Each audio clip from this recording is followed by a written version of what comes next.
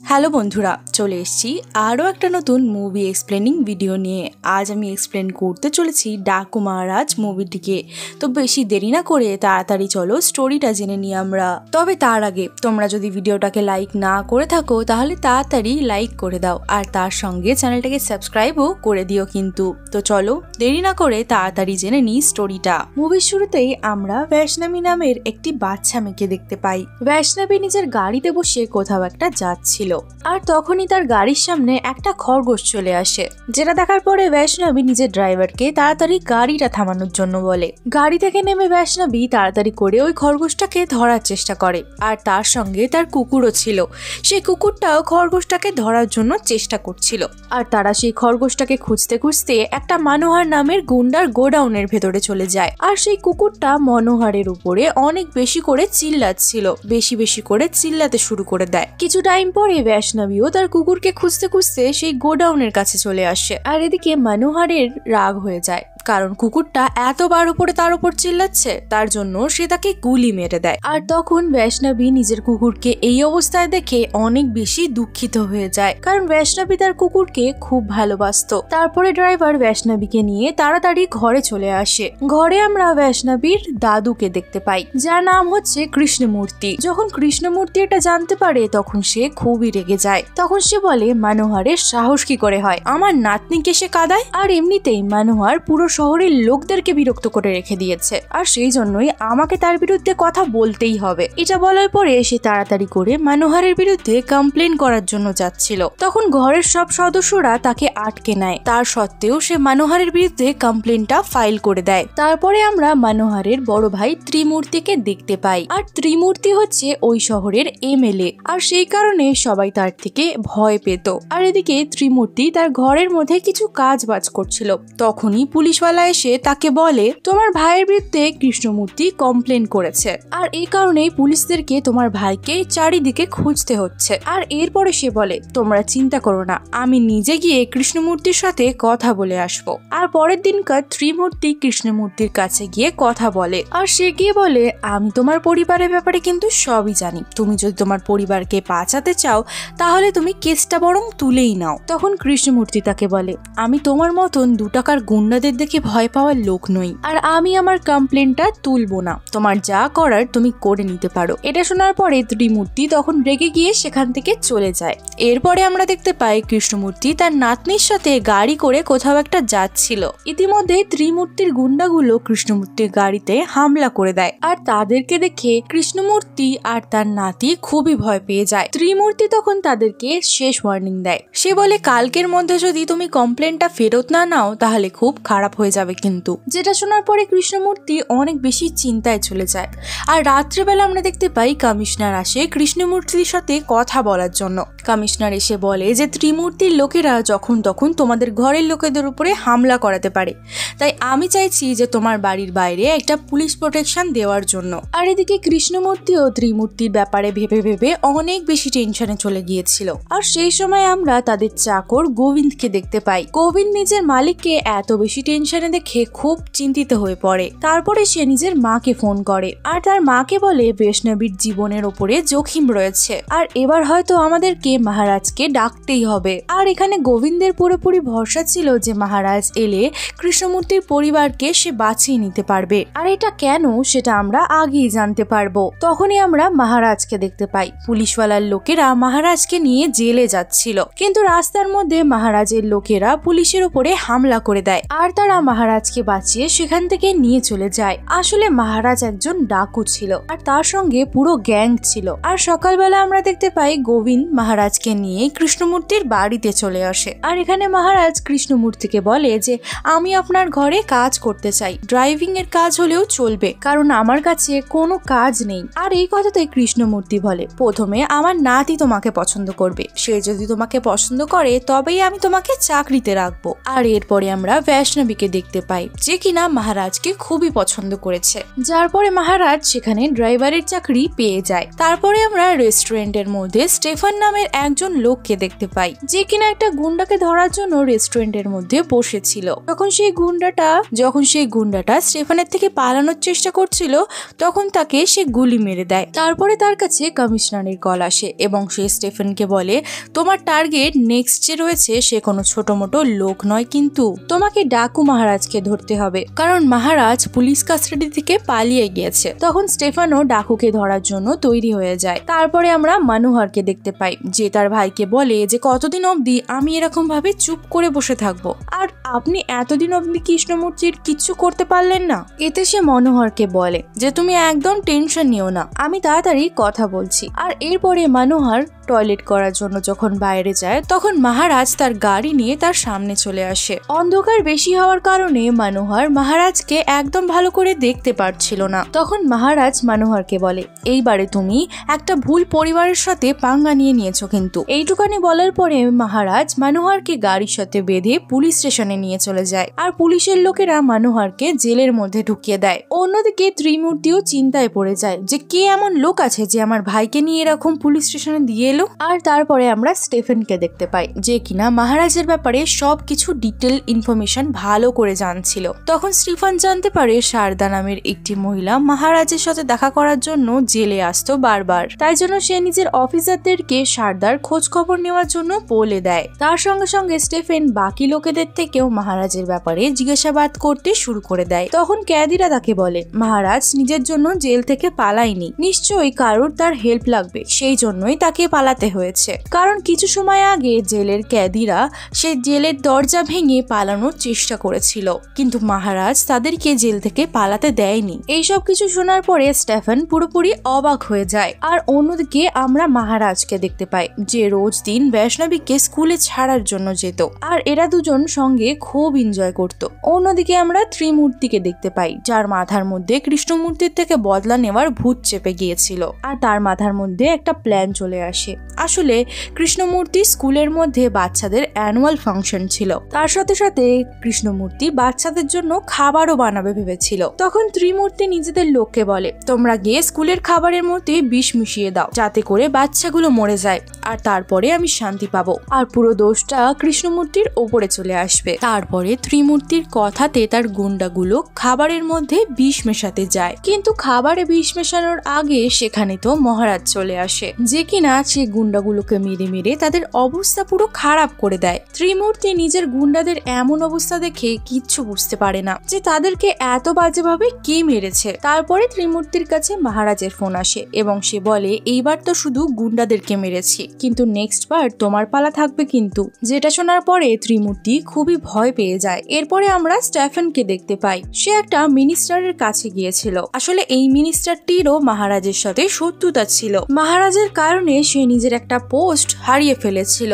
তখন তাকে সে বলে, মহারাজের গ্যাং এর মধ্যে বিশ্বস্ত 4টে লোক রয়েছে, আর তার মধ্যে থেকে সব থেকে টপে রয়েছে হচ্ছে গোবিন্দ, আর এই গোবিন্দটা সেই গোবিন্দ যে কৃষ্ণমূর্তির বাড়িতে কাজের লোকের কাজ করে। আর এদিকে মিনিস্টারটি স্টেফেনকে গোবিন্দের মায়ের অ্যাড্রেস দিয়ে দেয়। আর অন্যদিকে যখন ত্রিমূর্তি তার ভাইয়ের সঙ্গে জেলে বসে কথা বলছিল, ইতিমধ্যেই তার কাছে বাবলু ঠাকুরের কল আসে। বাবলু তখন রেগে গিয়ে তাকে বলে, তোমার কারণে পুলিশ আমাদের কোম্পানিটাকে বন্ধ করে রেখে দিয়েছে, যদি তুমি পুলিশের থেকে বাঁচিয়ে আমার মালটা আমাকে ফেরত না দিয়ে যাও, তাহলে আমি কিন্তু তোমাকে বাঁচিয়ে রাখবো না। আর তারপরে আমরা জানতে পারি যে ত্রিমূর্তি বাবলুর জন্য কাজ করত।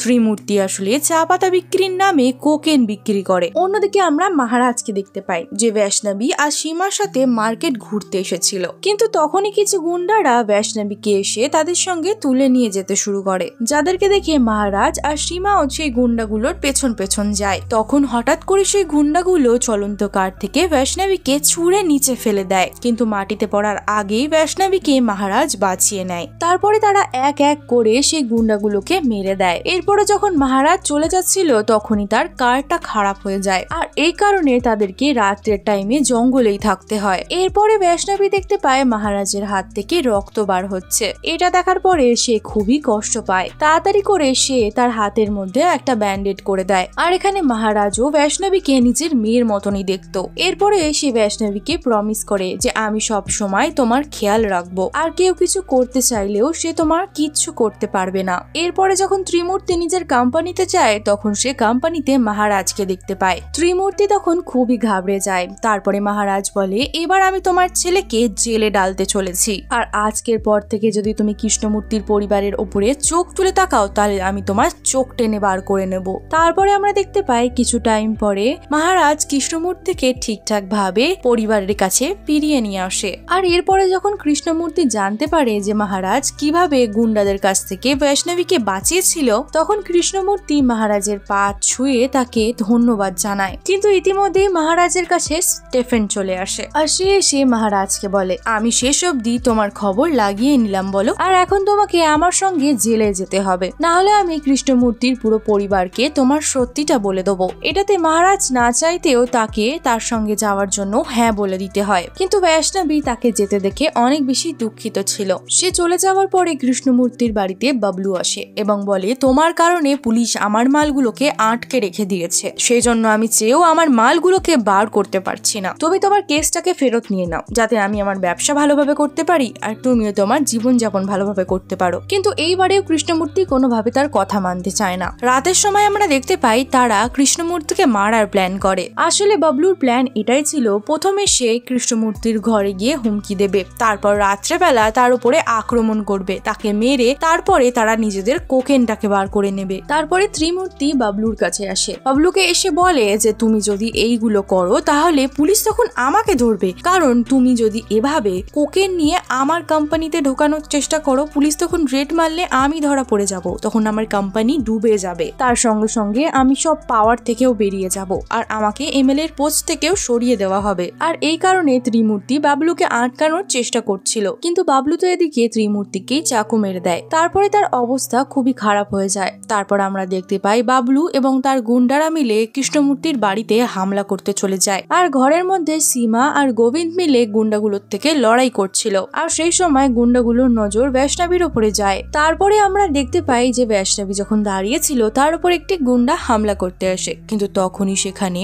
মহারাজ চলে আসে। এখানে আমরা জানতে পারি মহারাজের লোকেরা কমিশনারকে কিডন্যাপ করে নিয়েছিল, আর এই কারণে স্টেফেনকে মহারাজকে ছাড়তে হয়। মহারাজকে দেখে সবাই এখানে খুশি হয়ে যায়। তারপরে মহারাজ এক একটা গুন্ডাকে ধরে ধরে মারতে থাকে। সবাইকে মারার পরে যখন সে বাবলুকে মারতে চায় তখনই বাবলুর কাছে তার চাচার কল আসে। তখন সে তার চাচাকে বলে দেয় যে মহারাজ আমাকে মারতে চলেছে, কিন্তু যতক্ষণে বাবলু নিজের জীবন বাঁচিয়ে সেখান থেকে পালাতো তার আগেই মহারাজ তাকে সেখানেই মেরে ফেলে। যদিও বা এই লড়াইয়ের মধ্যে মহারাজের হালাত খুব খারাপ হয়ে গিয়েছিল, যার পরে সবাই মিলে মহারাজকে নিয়ে হসপিটালে চলে যায়। আর হসপিটালে কৃষ্ণমূর্তি গোবিন্দকে জিজ্ঞাসা করে আসলে এই মহারাজটা কে, আর সে আমাদের প্রাণ বাঁচানোর জন্য সব গুন্ডাদের সাথে একলা কেন লড়ছিল। এরপরে গোবিন্দ তাকে কৃষ্ণমূর্তির ব্যাপারে জানানো শুরু করে দেয়। বহু বছর আগের কথা, আমাদের গ্রামের লোকেরা এক ফোঁটা জলের জন্য অনেক বেশি কষ্ট পেত। লোকদেরকে জল খাওয়ার জন্য ঠাকুরদের কাছে কাজ করতে হতো। ওই তিনটে ঠাকুরের নাম ছিল পৃথিবীরাজ, যশবন্ত আর বলবন্ত। সেই তিনটে লোকেরা নিজেদের খাদানে গ্রামের লোকেদেরকে দিয়ে জোর জবরদস্তি কাজ করাতো, আর যদি কোনো গ্রামের লোকেরা তাদের বিরুদ্ধে কোনো কথা বলতো বলবন্ত তখন সেই লোকটাকে মেরে ফেলতো। তারপরে গ্রামের মধ্যে একজন ইঞ্জিনিয়ার আসে যার নাম হলো মহারাজ। গ্রামের লোকেরা তখন তাদের দাবিটা নিয়ে মহারাজের কাছে যায়। মহারাজও তখন গ্রামের লোকেদের দুঃখ ভেবে তাদের হেল্প করার জন্য রাজি হয়ে যায়। তারপরে তারা সবাই মিলে গ্রামের মধ্যে একটা ড্যাম বানানোর তৈরি করতে শুরু করে দেয়, কিন্তু ড্যাম বানানোর জন্য তাদের কালেক্টরের পারমিশন দরকার ছিল। এরপরে মহারাজ কালেক্টর নন্দিনীর কাছে গিয়ে গ্রামের লোকেদের প্রবলেম তাকে বলে। তারপরে নন্দিনী মহারাজের হেল্প করবে বলে প্রমিসও করে। তারপরের দিন মহারাজ ঠাকুরদের সাথে দেখা করার জন্য তাদের ঘরে যায়, আর সেখানে বলবন্ত মহারাজকে বলে তুমি ড্যাম বানানোর চিন্তা ভাবনা করা ছেড়ে দাও, তার বদলে আমি তোমাকে অনেকগুলো পয়সা দেব। কিন্তু সে তাদের সামনে একদমই ঝোঁকে না। সে বলে যে যদি একবার কালেক্টর ড্যাম বানানোর পারমিশন দিয়ে দেয় তাহলে তো কোনো ব্যাপারই নয়, আর আমাকে তখন ড্যাম বানানোর থেকে কেউই না করাতে পারবে না। আর মহারাজ যখন কথা বলছিল তখনই সেখানে নন্দিনী চলে আসে, আর আমরা জানতে পারি নন্দিনী বলবন্তেরই বউ। নন্দিনী চেয়েও বলবন্তের বিরুদ্ধে যেতে পারবে না। তারপরে মহারাজ নিজের ড্যাম বানানোর আর্জিটাকে নিয়ে মিনিস্টার ইন্দারের কাছে আসে, কিন্তু মহারাজ এটা জানতো না যে এই মিনিস্টারটি মানে এই ইন্দার বলবন্তের জন্য কাজ করে। তখন ইন্দার বলবন্তকে সব কথা বলে দেয়। রাত্রেবেলা বলবন্তের লোকেরা অনেকগুলো গ্রামের লোকেদের উপরে হামলা করায় পুলিশদের দিয়ে, আর তাদেরকে গুলি দিয়ে মেরে ফেলে। এরপরে যখন মহারাজ এই ব্যাপারটা জানতে পারে, সে তাড়াতাড়ি করে গ্রামের লোকেদের কাছে চলে আসে। সেই সময় বলবন্তের লোকেরা মহারাজের উপরেও হামলা করে দেয়, কিন্তু তখন মহারাজ সেই সব গুন্ডাদেরকে খুব মারে। তার সঙ্গে সঙ্গে সে রেগে গিয়ে ইয়াসওয়ান্ত ঠাকুরকেও মেরে দেয়, যার পরে বলবন্ত আর পৃথ্বীরাজ পাগল শিকারীর মতন মহারাজকে খুঁজতে শুরু করে দেয়। তারপরে আমরা দেখতে পাই পৃথ্বীরাজ কিছু না পেয়ে গ্রামের বাসীদেরকে ধরে মারছিল, কারণ মহারাজ তার হাতের মধ্যে আসছিল না। আর তখনই তার কাছে মহারাজের বউ আসে এবং বলে, তুমি যদি বেঁচে থাকতে চাও তাহলে এখান থেকে পালিয়ে যাও। এতে পৃথ্বীরাজ তাকেও মারতে চলেছিল, কিন্তু ততক্ষণে মহারাজ পৃথ্বীরাজের উপরে হামলা করে দেয় আর তাকেও সেখানে মেরে দেয়। আর তারপর থেকেই পুরো গ্রামের মধ্যে ডাকু মহারাজ নামটা ছড়িয়ে যায়, আর পুলিশওয়ালাও ডাকু মহারাজকে সব জায়গায় খুঁজতে শুরু করে দেয়। তখন মহারাজ বাকি লোকদেরকেও লড়াই করা শেখায়। এরপরে অনেকগুলো মহিলাও মহারাজের গ্যাংয়ের মধ্যে সামিল হয়ে যায়। আর এরপরে মিনিস্টারও বলবন্তকে বলে যে তুমি মহারাজের থেকে একটু সামলে থেকো। কিন্তু বলবন্ত মহারাজকে মারার জন্য পুরোপুরি পাগল হয়ে গিয়েছিল, যে কিনা তাকে সব জায়গায় খুঁজে খুঁজে বেড়াচ্ছিল। একদিন মহারাজের বউ পূজা করতে এসেছিল, সেদিন নন্দিনীও গ্রামের মধ্যে পূজা করতে গিয়েছিল। বলবন্তের গুন্ডাগুলো মহারাজের বউকে ধরার জন্য মন্দিরের মধ্যে চলে আসে। তখন নন্দিনী মহারাজের বউকে গুন্ডাগুলো নজর থেকে বাঁচিয়ে নিয়েছিল। তারপরে সে একলা হয়ে তার বউকে বলে, আমি গভর্নমেন্টকে বলে মহারাজের ট্রান্সফার এই গ্রামের মধ্যে করিয়েছিলাম, কারণ আমি বুঝতে পেরে গিয়েছিলাম শুধুমাত্র মহারাজই পারবে এই গ্রামের লোকেদেরকে শুধরাতে। অন্যদিকে আমরা ইন্দারকে দেখতে পাই, যে কিনা মহারাজের হাত থেকে বাঁচার জন্য পুলিশ প্রোটেকশন নিয়ে বসে রয়েছে। ওই সময় মহারাজ নিজের লোকদের সাথে ইন্দারের উপরে হামলা করে দেয়, আর যখনই মহারাজ তাকে মারতে চলেছিল, তখনই ইন্দার তাকে বলে, আমি তোমার সব কথা মানবো, বাস তুমি আমাকে জীবন্ত ছেড়ে দাও। যে কথাতে মহারাজ তাকে নিজের সব ভুলগুলো পুলিশের সামনে স্বীকার করতে বলে। ইন্দার তখন সবাইকে বলে দেয় যে আমি আর বলবন্ত মিলে স্মাগলিং এর কাজ করি, আর আমি গ্রামের মধ্যে ড্যাম বানানোর পারমিশনও দিয়ে দিচ্ছি।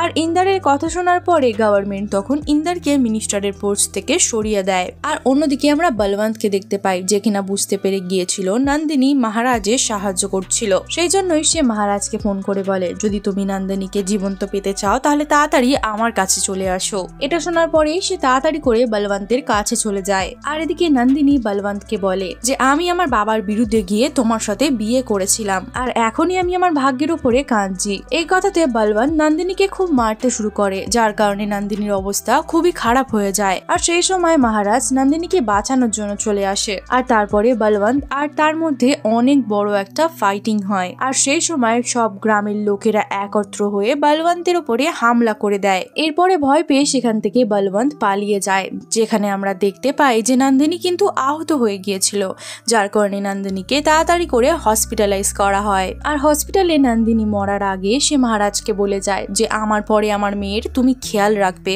তারপরে মহারাজ প্রমিস করে যে সে সারা জীবন বৈষ্ণবীর খেয়াল রাখবে। আর এখানে আমরা জানতে পারি যে নন্দিনী আর কারণ নয়, কৃষ্ণমূর্তিরই মেয়ে ছিল। তারপরে মুভিটা প্রেজেন্টে চলে আসে, আর তারপরে আমরা দেখতে পাই কৃষ্ণমূর্তি এই সব কিছু শোনার পরে ভেঙে পড়েছিল, সে বসে কাঁদতে থাকে। আর সেই সময় বলবন্ত আর তার লোকেরা মিলে সে হসপিটালে হামলা করে দেয়। তারপরে বলবন্ত নিজের মেয়েকে মারতেই যাচ্ছিল, কিন্তু সেই সময় মহারাজ এসে সামনে দাঁড়িয়ে পড়ে। তার অবস্থা এখনো অব্দি অতিরিক্ত খারাপ ছিল। তারপরে মহারাজ সেই ঘায়েল অবস্থাতেই বলবন্তের সাথে লড়াই করে, আর তারপরে তাদের মধ্যে অনেক বেশি খতরনাক একটা ফাইটিং সিন হয়। সবার শেষে মহারাজ বলবন্তকে যা হোক করে মেরে ফেলে। আর এইভাবেই মহারাজ এক এক করে সব কটা গুন্ডাদেরকে মারতে শুরু করে। আর এর সাথে সাথে এই মুভিটা এখানেই শেষ হয়ে যায়। তো বন্ধুরা, তোমাদের এই মুভিটি কেমন লেগেছে আমাকে কমেন্ট সেকশনে জানাতে একদম ভুলো না। যদি ভিডিওটি ভালো লেগে থাকে ভিডিওটিকে একটি লাইক করে চ্যানেলটিকে সাবস্ক্রাইব করে বেল আইকনটা ক্লিক করতে একদম কিন্তু ভুলো না।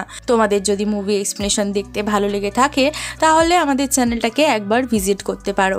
আশা করি তোমাদের ভালো লাগবে। দেখা করছি আরও একটি নতুন মুভি এক্সপ্লেনিং ভিডিও নিয়ে কালকে। ততক্ষণের জন্য ভালো থেকো, সুস্থ থেকো। এর সঙ্গে সঙ্গে আমার রিসেন্ট আপলোড করা আরও একটি ওয়েব সিরিজ তোমরা দেখতে পারো, যেটার নাম হচ্ছে মোহমায়া, যা সিজন 1 এবং সিজন 2 দুটোই আমি আপলোড দিয়ে দিয়েছি। আশা করি ভালো লাগবে।